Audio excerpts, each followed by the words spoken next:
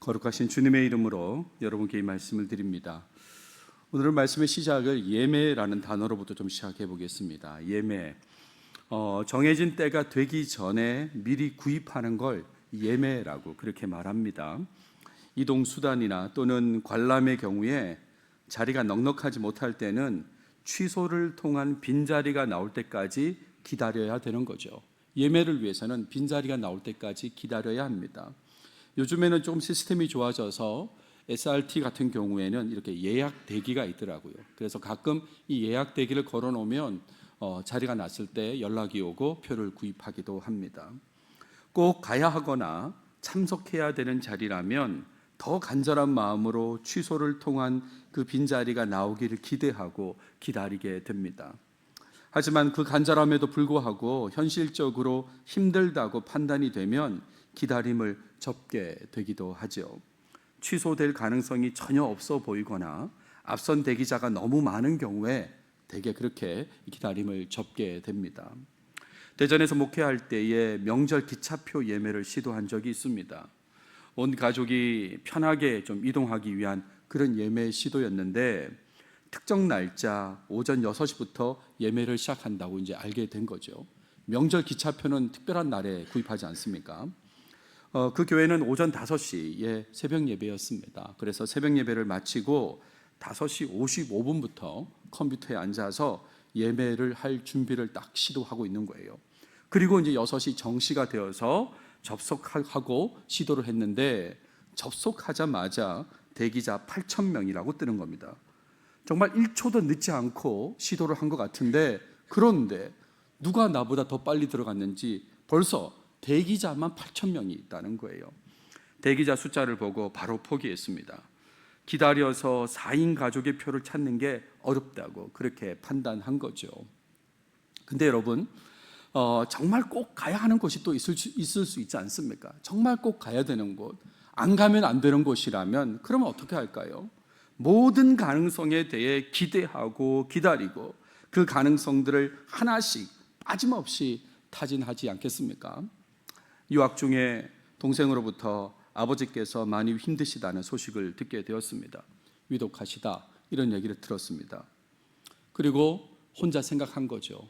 새벽에 연락이 올까, 오전에 올까, 오후에, 밤에 올까. 연락이 올 경우를 대비해서 각각의 가장 빠른 이동 계획을 세웠습니다. 새벽에 연락이 왔을 때는 이렇게 하는 것이 가장 빠르다, 이렇게 이제 계획을 세운 거죠. 근데 그 계획이 하나도 소용없었습니다. 왜냐하면 허리케인 구스타프가 지나갔기 때문이죠. 2005년도에 허리케인 카트리나 얘기는 제가 참 말씀 많이 드렸는데 2008년도에는 허리케인 구스타프가 저희 가족의 발목을 잡았습니다. 일단 가족들은 텍사스로 이동시켰습니다. 후배네 집으로 이동을 시켰고, 저는 못 간 것은 저희 교회에 부흥회가 있었습니다. 그래서 부목사로서 일단 부흥회에 참석을 했습니다. 그리고 첫날 집회가 끝나고 밤 11시쯤 되었을까, 그때 아버지 부고를 받게 되었습니다. 바로 연락해서 가족들은 그 텍사스 오스틴에서 한국으로 이동하게 되고, 저는 그때부터 차를 운전해서 동쪽으로 이동하게 되었습니다. 제 목표는 조지아 아틀란타까지 가서 비행기를 타고 이동하는 것이었어요. 평소 같으면 8시간 정도면 운전해서 가는 거니까 밤새 운전하면 갈 수 있다고 생각했습니다. 정말 밤새 운전했습니다. 날이 밝을 때까지 운전했는데 평소 2시간 정도의 거리밖에 이동하지 못했습니다. 허리케인이 오니까 사람들이 다 이동하려고 피난 가려는 차량 때문에 고속도로가 막혀서 평소에 2시간이면 갈 거리 정도밖에 이동하지 못하고 날이 밝게 되었습니다. 그곳은 미시시피 빌락시인데 빌락시 공항에 들어가서 표를 구했습니다.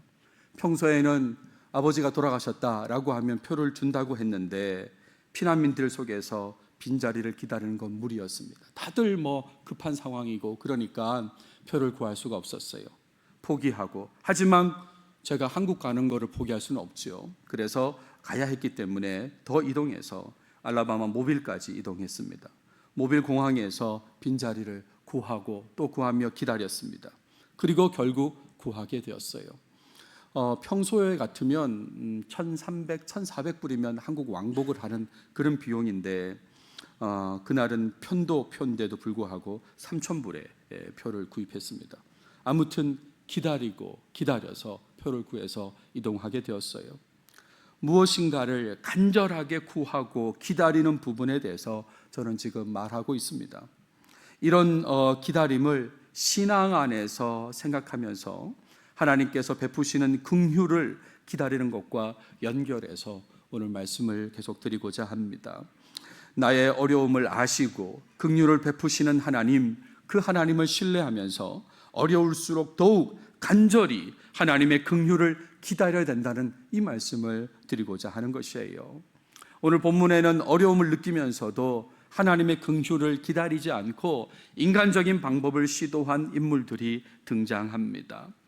다른 사람에게 베푸신 그 하나님의 긍휼을 보고 알았음에도 불구하고 하나님의 긍휼을 기다리지 않는 그런 모습을 보였던 것이죠. 그래서 이런 모습을 지양하며 살길 바라는 그런 마음으로 말씀을 나누고자 합니다. 오늘 다룰 본문의 중간 부분을 읽어주셨는데 29장 31절부터 30장 8절까지를 다뤄보도록 하겠습니다. 본문을 보시면 오늘 본문은 라반의 두 딸들 레아와 라헬과 결혼한 그 야곱이 자녀를 얻는 내용의 전반부다라고 할 수 있습니다. 이 내용이 30장 24절까지 이어지는데 그 전반부 내용까지만 오늘 다루도록 하겠습니다. 이 내용 가운데 문제가 나타나는데 그것은 출산하는 아내와 대조적으로 출산하지 못하는 아내가 있었다는 것입니다. 출산하지 못하는 아내가 라헬인데 그 라헬의 불편함이 이 이야기를 계속 이어지게 만들고 있습니다. 일단 31절을 보시죠. 레아를 긍휼히 여기시는 하나님이 등장합니다. 레아는 동생 라헬처럼 야곱으로부터 사랑을 받지 못했습니다. 같은 남편인데 그 야곱으로부터 레아는 사랑을 받지 못했어요. 하나님께서는 이 부분을 다 알고 계셨습니다. 그래서 본문에 보시면 여호와께서 레아가 사랑받지 못함을 보시고 그의 태를 여셨으나 라고 했습니다. 한마디로 하나님께서 긍휼히 여기셨다 이런 말입니다. 레아가 사랑받지 못하는 모습을 보시고 레아를 긍휼히 여기셨습니다. 그런데 라헬은 자녀가 없었더라라고 했어요. 이 내용은 30장 1절의 내용과 연결됩니다. 좀 더 건너뛰어서 30장 1절로 가면 라헬이 자기가 야곱에게서 아들을 낳지 못함을 보고 라는 내용이 나오죠. 이렇게 연결이 되는 것입니다. 아무튼 하나님께서는 레아를 긍휼히 여기셨습니다. 그래서 레아가 아들을 낳게 되는데 32절부터 35절의 내용이 그 내용입니다. 일단 먼저 르우벤이라는 아들을 낳습니다. 여호와께서 나의 괴로움을 돌보셨으니 이제는 내 남편이 나를 사랑하리로다. 하나님이 나를 돌보셨다고 내게 긍휼을 베푸셔가지고 아들을 낳게 했으니까 그러니까 내 남편이 나를 사랑하겠다라고 했지만 사실은 사랑받지 못하죠. 둘째 시므온을 낳습니다. 이렇게 얘기하죠. 여호와께서 내가 사랑받지 못함을 들으셨으므로 내게 이 아들도 주셨도다. 그러니까 아들 둘을 낳을 동안에 여전히 남편의 사랑을 받지 못한 것입니다. 이 시간 동안에 계속해서 레아는 사랑받지 못해서 그래서 둘째를 낳고도 내가 사랑받지 못함을 들으셨으므로 라고 그렇게 얘기하죠. 셋째를 또 낳습니다. 레위인데 셋째를 낳고는 이렇게 얘기해요. 내가 그에게 새 아들을 낳았으니 내 남편이 지금부터 나와 연합하리로다. 아들 셋을 낳았으니까 이제는 내 남편이 나와 연합하겠다. 이 나와 연합한다는 말은 나에게 붙어 있게 될 것이다. 이렇게 직역할 수 있는데 우리말 새번역은 나에게 단단히 매이겠지라고 번역했습니다. 우리말 현대인 성경은 나에게 애착을 느낄 것이다. 아들 셋을 낳았으니까 이제는 나에게 애착을 느끼겠지라고 그렇게 얘기했습니다만 현실은 어떻습니까? 여전히 사랑받지 못하는 그런 모습이죠. 그리고 넷째 아들을 낳는데 넷째가 유다입니다. 유다를 낳고는 이렇게 얘기해요. 내가 이제는 여호와를 찬송하리로다 라고 했습니다. 남편의 사랑을 얻을 수 없음을 인정한 것이죠. 이제는 더 이상 남편이 나를 사랑하지 않는다는 이 부분에 매이지 않는 겁니다. 사랑을 얻을 수 없다는 걸 인정하고 자신을 긍휼히 여기시고 4명의 아들을 주신 하나님께 감사하고 찬송하는 그 내용만 얘기하게 되는 것입니다. 여러분, 지금 우리가 레아가 아들을 4명 낳은 얘기를 지금 보고 있는데 이 말은 이 출산과 관련해서 4년 이상의 시간이 흘렀다는 것을 여러분 아셔야 합니다. 물론 아들을 출산하자마자 다음 경이 돌아오기 전에 또 임신하고 뭐 이렇게 하면 뭐 4년까지 안 걸릴 수 있고 3년 몇 개월 걸리겠지만, 그런 게 아니라면 일단 기본적으로 4년 이상의 시간이 걸렸다라고 할 수 있는 거죠. 그리고 그 시간 동안에 레아는 사랑받지 못하는 그런 상황이었습니다. 자, 여기서 이제 다시 30장으로 넘어가면 라헬을 주목하게 되는데, 라헬의 격한 감정이 표현됩니다. 출산한 언니 레아를 시기함으로 출발하죠. 라헬이 자기가 야곱에게서 아들을 낳지 못함을 보고 그의 언니를 시기하여라고 했어요. 시기합니다. 그래서 야곱에게 얘기합니다. 내게 자식을 낳게 하라. 그렇지 아니하면 내가 죽겠노라 라고 그렇게 말합니다. 매우 극단적인 표현을 사용합니다. 우리가 앞서 봤던 라헬에 대한 평가는 어떤 평가입니까? 곱고 알이 짭다른 그런 평가였지 않습니까? 굉장히 외형으로 이쁜 그런 평가를 받는 사람인데, 표현은 어때요? 극단적인 표현을 사용하는 거예요. 내가 죽어버리겠다고 그렇게 얘기하는 겁니다. 이 얘기를 들은 야곱이 어떻게 반응합니까? 야곱이 라헬에게 화를 냅니다. 야곱이 어떤 사람이에요? 이 라헬을 얻기 위해서 7년을 무임으로 일했고요, 또 정말 라헬하고 결혼하고 나서도 또 7년을 일하겠다고 지금 하면서 일하고 있는 중이지 않겠어요? 근데 그런 라헬에게 화를 냅니다.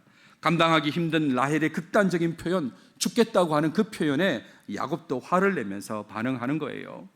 야곱이 라헬에게 성을 내어 이르되 그대를 임신하지 못하게 하시는 이는 하나님이시니 내가 하나님을 대신하겠느냐라고 그렇게 얘기하죠. 여러분, 맞는 말이라고 생각되시죠?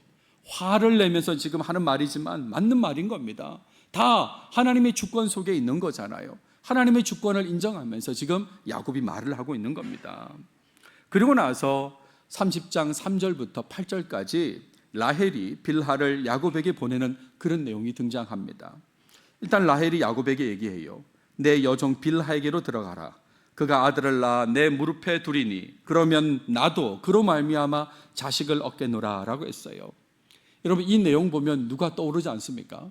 한참 전에 우리가 보긴 했습니다만 창세기 16장에 사라와 하갈을 생각나게 하죠. 사라와 하갈도 딱 이 모양새입니다. 사라가 하갈을 아브라함에게 보내는 그 장면이지 않습니까? 당시의 관습을 그전에도 설명을 드렸습니다만 한 번 더 설명을 드리겠습니다. 여주인이 자녀를 낳지 못하면 여종에게 대리모 역할을 요청할 수 있는 그런 관습이 있었습니다. 그리고 그 여종을 통해 태어난 자녀를 여주인 자신의 자녀로 생각하는 그런 관습이 있었어요. 왜 이렇게 했을까? 다사는 여성에게 성공의 표시였고 불임은 여성에게 수치의 표시였던 그 상황에서 나온 관습이거든요. 그러니까 이 여주인이 자녀를 낳지 못하면 여종을 통해서라도 자기 자녀를 가지고자 했다, 이런 말이죠. 그 내용입니다. 그래서 빌하를 통해서 이제 자녀를 얻으려고 하는데, 이 빌하를 통해서 자신의 자식을 얻겠다고 하는 그런 지금 말입니다. 빌하 자신의 자식이다라고 생각하고 라헬 자신의 자식이라고 생각하고 빌하를 지금 야곱에게 보낸 것입니다. 자, 그리고 이에 대해서 야곱이 이 빌하하고 동침하는 내용이 이어집니다. 라헬의 제안을 거절하지 않는 모습은 할아버지 아브라함 모습과 같죠. 아브라함도 그 사라가 하갈에게 들어가라 했을 때 이 아브라함이 거절하지 않습니다. 근데 손자인 이 야곱도 거절하지 않고 지금 빌하하고 동침하게 됩니다. 그런 다음에 빌하가 임신하고 2명의 아들을 낳게 되죠. 그 2명의 아들이 단과 납달리인데, 이 단과 납달리를 라헬이 자신의 아들이라고 생각했어요. 그러니까 이름도 라헬이 짓게 됩니다. 이 단이란 이름, 납달리란 이름을 다 라헬이 짓게 되죠. 이 빌하를 통해서 얻은 그 아들들, 먼저 단이라고 그랬는데, 이 단을 낳고 라헬이 뭐라고 얘기하냐면, 하나님이 내 억울함을 푸시려고 내 호소를 들으사 내게 아들을 주셨다라고 했습니다. 하나님이 내 억울함을 푸시려고 내 호소를 들었다라고 이렇게 라헬이 얘기했는데, 사실 실제로는요, 하나님께서 라헬을 돌아보신 건 요셉을 출산할 때예요. 다음 시간에 보겠습니다만 하나님이 라헬을 생각하신지라 하나님이 그의 소원을 들으시고 그의 태를 여셨으므로 라고 그렇게 나오죠. 근데 지금 라헬은 자기 여종을 통해서 단을 낳았을 때 이미 하나님이 자기 억울함을 푸셨다는 거예요. 호소를 들었다고 그렇게 얘기하는 겁니다. 그리고 둘째 납달리를 낳았을 때는 정말 기가 찬 얘기를 하는데 내가 언니와 크게 경쟁하여 이겼다라고 그렇게 얘기를 하는 거예요. 하나님께서 종을 통해서 태에 다친 태를 열으셨다 이렇게 해도 될 텐데 언니와 크게 경쟁해서 이겼다. 여러분 이겼다고 생각하십니까? 언니는 지금 본인이 직접 출산해서 4명의 아들을 낳았고 라헬은 종을 통해서 2명을 낳았잖아요. 근데 왜 라헬은 이겼다고 크게 경쟁해서 이겼다라고 그렇게 얘기할까? 이것은 마지막에 웃는 자가 이긴다 이런 뜻으로 얘기한 것입니다. 언니는 더 이상 출산하지 않는다고 생각하고 그리고 나는 마지막에 아들을 낳았다라고 종을 통해서 낳았다라고 그렇게 하면서 내가 이겼다라고 얘기하는 거죠. 설 명절 중간에 우리 가족이 영화를 한 편 봤습니다. TV를 통해서 돈을 주고 구매해가지고 영화를 봤는데 그 영화는 혹시 보셨습니까? 일승이라고 하는 영화입니다. 배구 관련 영화인데 뭐 여러분 제목 보시면 알겠지만 1승합니다. 1승하는 그 영화입니다. 총 30경기가 벌어지는데 29패를 하고 마지막 한 번 꼭 이기자고 그래서 이기는 경기 그 내용이 이 영화의 내용이거든요. 제가 무슨 말씀 드리려고 그러냐면 다 예상됐던 내용이지만 마지막 그 1승을 했을 때에 정말 우승한 것처럼 기뻐하거든요. 29번을 졌는데도 불구하고 한 번 이긴 걸로 막 그 우승한 것처럼 즐거워하는 그 모습인데 마치 라헬이 그렇다 이런 말입니다.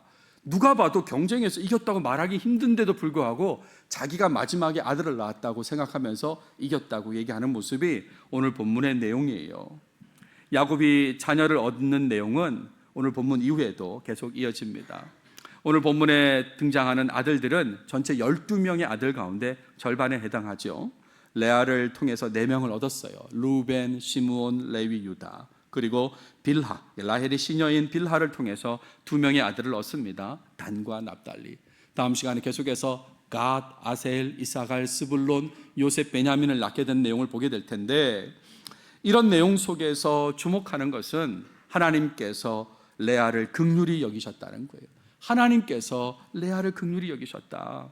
남편인 야곱의 사랑을 받지 못하고 살아가는 그 레아를 긍휼히 여기시고 다산의 복을 주신 것입니다. 이런 상황을 몇 년에 걸쳐서 야곱과 라헬도 다 지켜보았습니다.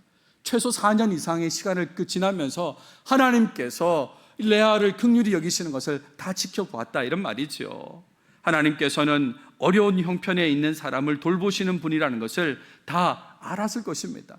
야곱도 알고 라헬도 알았을 것입니다. 그렇다면 라헬도 하나님의 긍휼하심을 기대하고 기다렸어야 하는 것이죠. 남편의 사랑을 받고 있긴 하지만 임신하지 못해서 괴로운 그 마음을 하나님께서 알고 계심을 믿어야 했던 것입니다. 그래서 하나님께서 뜻하신 시간에 긍휼을 베푸셔서 출산과 관련된 괴로움을 해결해 주실 것을 믿고 기다려야 했던 것이다 이런 말이죠. 게다가 여러분 화를 내면서 한 말이지만 야곱은 하나님의 주권을 인정하는 말도 했지 않습니까? 기억나시죠? 그대를 임신하지 못하게 하시는 이는 하나님이시니 내가 하나님을 대신하겠느냐라고 그렇게 말했지 않습니까? 하나님께서 다 주관하고 계심을 믿고 레아에게 긍휼을 베푸시는 것을 보았다면 그렇다면 하나님만 신뢰하는 모습을 보였어야 되는 거죠. 하나님만 신뢰하고 이 긍휼을 베푸시기를 기다렸어야 된다 이런 말입니다. 하지만 라헬과 야곱은 하나님을 신뢰하지 못했고 그래서 하나님의 긍휼을 기다리지 않았습니다. 라헬은 당시의 관습에 따라 대리모를 통해서라도 자식을 얻으려고 했습니다. 그리고 야곱은 라헬의 이 계획을 거절하지 않고 따랐다 이런 말이죠. 여러분 이 내용을 보면서 얼마나 안타깝습니까? 안타까운 마음이 느껴지지 않으세요? 다 보았습니다. 하나님께서 어떻게 긍휼을 베푸시는지 레아에게 베푸시는지 다 보았고 스스로도 고백했어요. 하나님의 주권을. 그러면서도 믿고 기다리지 않는 이 모습이 얼마나 안타깝냐 이런 말입니다. 그래서 오늘 적용점으로 말씀드리고 싶은 것은 우리를 긍휼히 여기시는 하나님, 그 하나님을 믿으시고 하나님의 긍휼을 기다리는 삶 살아야 된다는 말씀을 드립니다. 정말 하나님 우리를 긍휼히 여기시거든요. 그러니까 그 하나님의 긍휼을 기다리는 삶을 사셔야 하는 것입니다. 특히 현재의 삶이 힘들고 어렵다면, 그렇다면 더욱 하나님의 긍휼을 믿고 기다려야 되는 것이에요. 기다리지 못하고 자신의 힘으로 어려움을 해결하려는 그 모습은 하나님을 신뢰하지 않는 모습이다, 이렇게 말할 수 있습니다.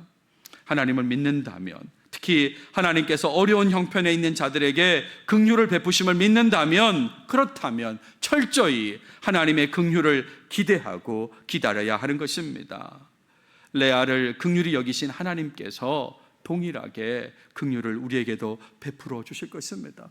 하나님께서 레아를 긍휼히 여기셨잖아요. 그런 하나님께서 우리도 긍휼히 여겨주신다, 이런 말입니다. 생각지도 못한 숫자의 아들, 이 다산의 복을 주신 것처럼 놀라운 은혜를 입게 하실 거다, 이런 말이지요. 그러니까 이런 하나님을 그저 믿고 기다리면 되는 것입니다. 확실히 신뢰하지 못하는 마음, 빨리 내 힘으로 해결하고자 하는 마음, 그런 마음이 하나님의 긍휼을 힘입지 못하게 만드는 것입니다. 여러분, 더디어 보여도 하나님께서 긍휼을 베푸실 때가 최적의 시간이라고 그렇게 믿으시고 기다리시기를 바랍니다. 이사야서에 이런 말씀이 있죠. 이는 내 생각이 너희 생각과 다르며 내 길은 너희 길과 다름이니라. 여호와의 말씀이니라. 내 생각에는 지금 도와주셔야 돼요. 지금입니다. 하나님 지금입니다.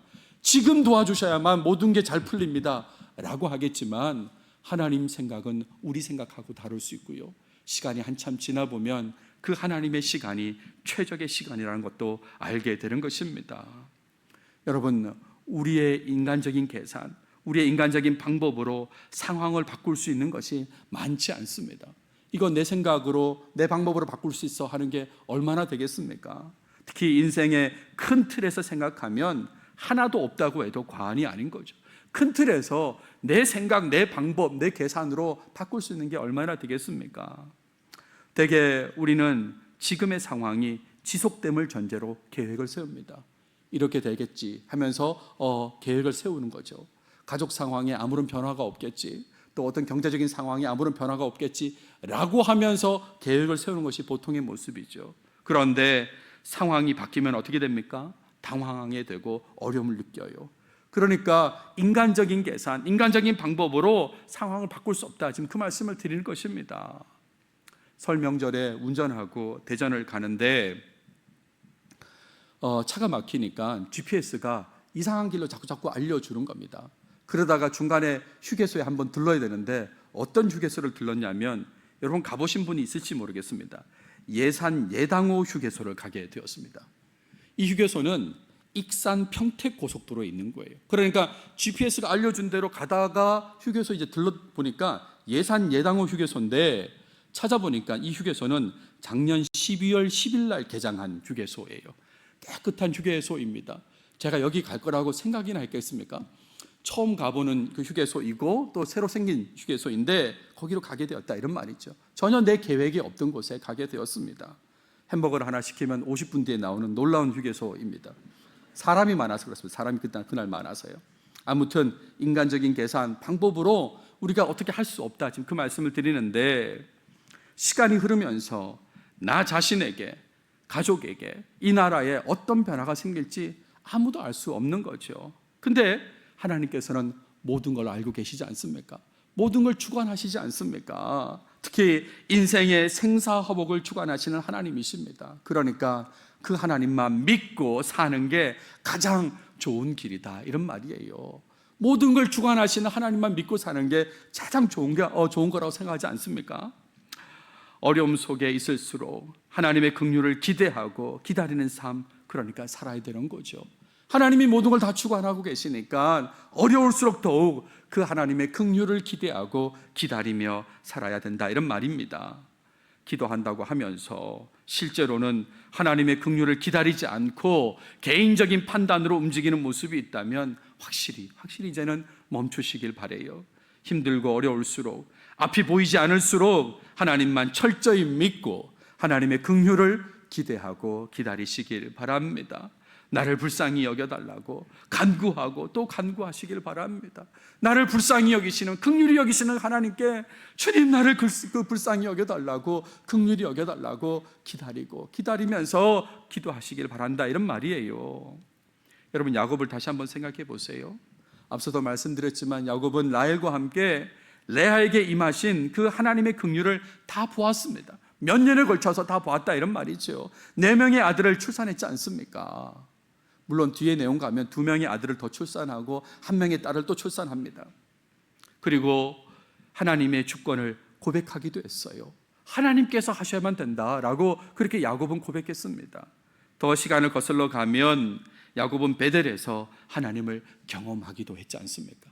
그런 야곱입니다. 그런데 이런 야곱도 하나님을 신뢰하며 기다리지 못하고 라헬의 말을 따랐거든요. 이렇게 하나님을 경험하고 고백하고 했던 그런 야곱인데도 지금 당장의 어려움 앞에서 신뢰하며 기다리지 못하고 라헬의 말을 따랐어요. 하나님의 긍휼을 기다리면서 하나님께 불쌍히 여겨달라고 간구하는 건 쉽지 않은 일입니다. 쉽지 않은 일이에요. 한두 번 할 수 있겠죠. 근데 한두 번이 아니라 늘 하나님의 긍휼을 기대하고 기다리는 삶은 정말 쉽지 않습니다. 그럼에도 불구하고 하나님을 믿고 기다리는 삶이 가장 바람직한 삶이란 것을 아시고 여러분 그렇게 살아가시길 바라요. 우리 교회는 주일 예배 시작 때 감사와 참회 기도로 시작합니다. 감사와 참회 기도 때 여러분 어떤 기도를 하십니까? 저는 이 기도 시간에 하나님 나 좀 불쌍히 여겨달라고, 하나님 나를 긍휼히 여겨달라고 그렇게 기도합니다. 여러분도 그렇게 기도해 보십시오. 죄를 고백하고 하나님 나를 불쌍히 여겨주십시오, 나를 긍휼히 여겨달라고. 그러면 하나님께서 도와주실 것입니다. 새벽 예배 제 순서에 저는 에스겔을 다루고 있습니다. 이제 곧 이번 주면 에스겔이 끝날 것 같은데 직전에 봤던 47장에 유명한 내용이죠. 성전에서 나오는 물과 관련된 내용이 있습니다. 새로운 성전이 보여지고 그 성전 아래에서 물이 나오는데 그 물이 동쪽 문으로 흘러갑니다. 처음에는 에스겔의 발목까지 오는 물이었습니다. 그런데 천척의 길이로 또 천척의 길이로 계속해서 물이 흐르면서 그 물이 무릎까지 오게 되고 또 그 물이 허리까지 오게 되고 또 그 물이 넘쳐서 이제는 걸어갈 수 없는 헤엄을 쳐야 되는 그런 물이 되는 것이죠. 그런 강이 형성되고 그 강물의 강변에는 나무들이 자라게 됩니다. 여러 열매와 약재료를 제공하는 그런 나무들이 자라게 됩니다. 그리고 그 강물이 아라바로 가서 사해로 흘러 들어가게 되는데 이 사해의 죽은 물이 살아나는 그런 역사가 나타나죠. 그래서 이 사해가 담수로 바뀌면서 생명체가 생기고 이 물고기를 잡는 그런 모습이 나타나게 되거든요. 하나님의 은혜, 긍휼하심이 그렇게 크게 흘러간다는 것을 에스겔 47장이 보여주는데 여러분, 지금 당장 내 눈에 하나님의 은혜가, 긍휼하심이 발목밖에 오지 않는다고 실망하지 마십시오. 기다리십시오. 기다리고 기다리십시오. 무릎에 올 거고 허리에 올 거고 헤엄치면서 그런 은혜가 곧 다가올 것입니다. 그러니까 하나님 신뢰하시고 불쌍히 여겨달라고 기도하면서 기다리시길 바랍니다. 한 분도 빠짐없이 그 은혜의 강에, 그 긍휼하심 속에 모두가 다 들어가시길 바랍니다. 말씀을 마무리하겠습니다. 씨름 얘기로 좀 마무리해 보겠습니다. 씨름하면 각자 떠오르는 선수들이 있을 거예요. 저한테는 3명의 사람이 떠오릅니다. 강호동, 이만기, 이봉걸, 이렇게 3명의 선수가 떠오릅니다. 근데 이 사람들이 각각에게 경기를 펼치는데 강호동과 이만기의 경기에서 강호동이 4승 2패로 앞섭니다. 4번을 이기고 실제로 강호동이 이겨서 이만기 선수가 은퇴를 하죠. 이만기 선수와 이봉걸 선수의 전적은 이만기 선수가 21승 10패로 앞섭니다. 그러니까 강호동이 이만기를 이기고 이만기는 이봉걸을 이깁니다. 이봉걸과 강호동의 전적은 이봉걸이 4승 0패로 앞섭니다. 그러니까 무슨 말입니까? 강호동은 이만기를 이기고 이만기는 이봉걸을 이기고 이봉걸은 다시 강호동을 이기는 이런 상황입니다. 조금 복잡하죠. 씨름이 그렇더라 이런 말입니다. 근데 여러분, 우리의 인생은 훨씬 더 복잡합니다. 이거보다 훨씬 더 복잡합니다. 그래서 우리의 머리로는 도저히 이해할 수 없는 게 우리의 인생이다 이런 말이죠. 이런 인생이기에 어려움을 경험한다면 더욱 하나님만 신뢰하면서 하나님의 긍휼을 기대하고 기다리며 살아야 된다는 말씀을 드려요. 신뢰하지 못하고 그래서 기다리지 않는 모습, 그런 모습은 여러분 삶에 절대로 나타나지 않길 바랍니다. 꼭 내 생각을 버리십시오. 그리고 정말 기다려서 하나님의 긍휼을 경험하시는 여러분 모두가 다 되시길 바랍니다. 기도하겠습니다. 하나님 감사합니다. 오늘도 우리에게 창세기를 통해서 말씀해 주셔서 감사합니다. 라헬과 야곱이 하나님의 긍휼을 기다리지 못하고 인간적인 방법으로 움직인 안타까운 모습을 보게 되는데, 하나님 이런 모습이 우리 삶에는 나타나지 않게 주시옵소서. 정말 더 어려울수록, 삶이 어려울수록 하나님의 긍휼을 기다리는, 철저히 하나님을 신뢰하는 그런 모습이 우리 모습이 되게 도와 주시옵소서. 그래서 그 하나님의 긍휼하심이, 그 은혜가 발목에 차고 무릎에 차고 허리까지 차고 헤엄치는, 정말 하나님의 은혜 속에 헤엄치는 우리 모든 교인들이 다 되게 도와 주시옵소서. 이 모든 말씀 예수님의 이름으로 기도드렸습니다. 아멘.